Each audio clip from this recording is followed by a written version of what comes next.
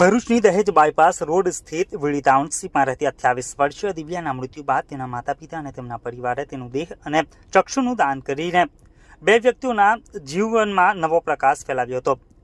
ભરૂચની વીડી ટાઉનશીપમાં નિવૃત્તમય જીવન ગુજારતા રાજેશભાઈ અને સંગીતાબેન મોકળીની 28 વર્ષીય એકની એક પુત્રી દિવ્યા હતી. તેઓએ તેને લાડ પ્યારમાં ઉછેરી મોટી કરી હતી.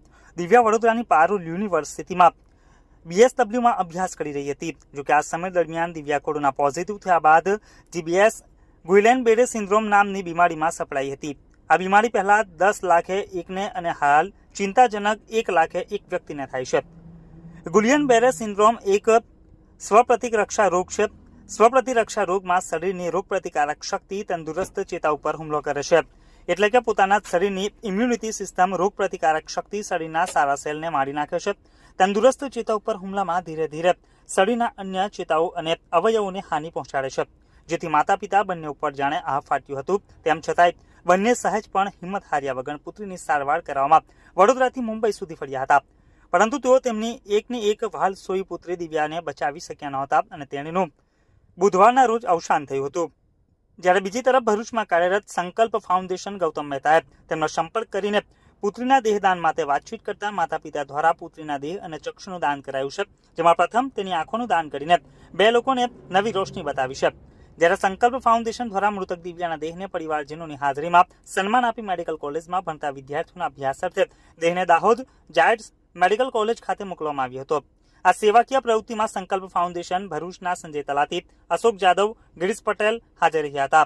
દેહદાનના સેવા કાર્યમાં જયાબેન મોદી હોસ્પિટલના ડોક્ટર અંજુનાબેન રોટરી, નાહર ચક્ષુ બેંક અને જાયડ્સ મેડિકલ કોલેજના દીન ડોક્ટર ત્રિપાઠી તથા ડોક્ટર નીતિમે હાજર રહી દેહદાન સ્વીકાર્યું હતું. જ્યારે દિવ્યાની અંતિમ યાત્રામાં સ્થાનિક લોકોએ સલામી આપીને ફૂલોની વર્ષા કરી હતી.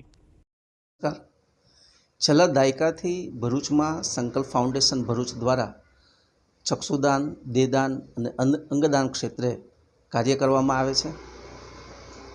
આ જનજાગૃતિના ભાગરૂપે ભરૂચમાં જ રહેતા રાજેશભાઈ મોકાણીનું પરિવાર દ્વારા એમની 27 વર્ષીય દીકરીનું દેહદાન કરવામાં આવ્યું. આ પરિવાર એ સમાજ માટે એક ઉત્કૃષ્ટ ઉદાહરણ છે. એમણે એક દાખલો બેસાડ્યો છે સમાજમાં કે ભાઈ મર્યા બાદ આપણું દેહ એ માટીમાં મળી જવાનું છે, પરંતુ મૃત્યુ બાદ પણ આપણે જીવંત રહીએ અને સમાજની અંદર એક નવા ડૉક્ટરોનું સર્જન થાય એના માટે દેહદાન કરવું જરૂરી છે. જય શ્રી કૃષ્ણ. મારું નામ સંગીતા રાજેશભાઈ મોકાણી. હું ભરૂચમાં રહું છું. આ મારી દીકરી દિવ્યા મોકાણી, જેની ઉંમર 27 વર્ષ હતી. 10 વર્ષથી બીમારીથી લડતી હતી ને બીમારીમાં એ ભગવાન પાસે જતી રહી છે. તો મારા તરફથી એ સંદેશો આપવાનો છે કે અમે ભરૂચમાં રહીએ છીએ, તો ભરૂચમાં અમારું સૌરાષ્ટ્ર કડવા પટેલ સમાજનું જે ગ્રુપ છે એમાં કુમનભાઈ કાલાવડિયા છે, અને જે આપણે સંકલ્પ ગ્રુપ છે જેમાં આપણે ગૌતમભાઈ મહેતા છે. એ લોકો એ સ્થળ ઉપર હોસ્પિટલમાં આવ્યા અને અમને સમજાયું કે તમે જે અંતિમ વિધિ કરશો તો એ બધું માટીમાં જ જવાનું છે. તો ચક્ષુદાનની તો ઈચ્છા હતી જ કે મારી દીકરીની આંખ બહુ સરસ હતી, તો બીજા 2 વ્યક્તિ જોતા થશે. ચક્ષુદાન કર્યું અમે, અને એના પપ્પાની ઈચ્છા એવી હતી કે આપણે દેહદાન પણ કરીએ. તો એમાં કુમનભાઈ કાલાવડિયા અને ગૌતમભાઈ મહેતા અમને સમજણ આપી કે આ વસ્તુ કેવી રીતે છે. કેમ કે શું છે કે આપણા શરીરના અંગો ફેક્ટરીમાં બનતા નથી ને, ડૉક્ટર ખાલી રિપેર જ કરી શકે છે, જેનો અમે 10 વર્ષથી અનુભવ કરીએ છીએ કે મારી દીકરી એક જમતી નથી, એના માટે અમે કેટલું દોડ્યા, તો પણ છેલ્લે અમે કંઈ હાથમાં ન આવ્યું.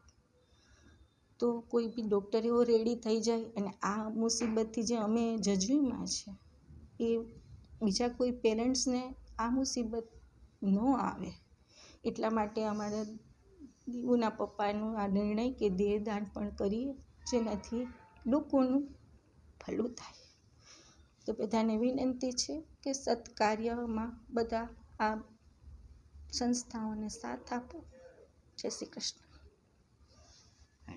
इस वीडियो को लाइक करें, हमारे चैनल को सब्सक्राइब कर बेल आइकन जरूर प्रेस करें हमारी न्यू वीडियो सबसे पहले देखने के लिए।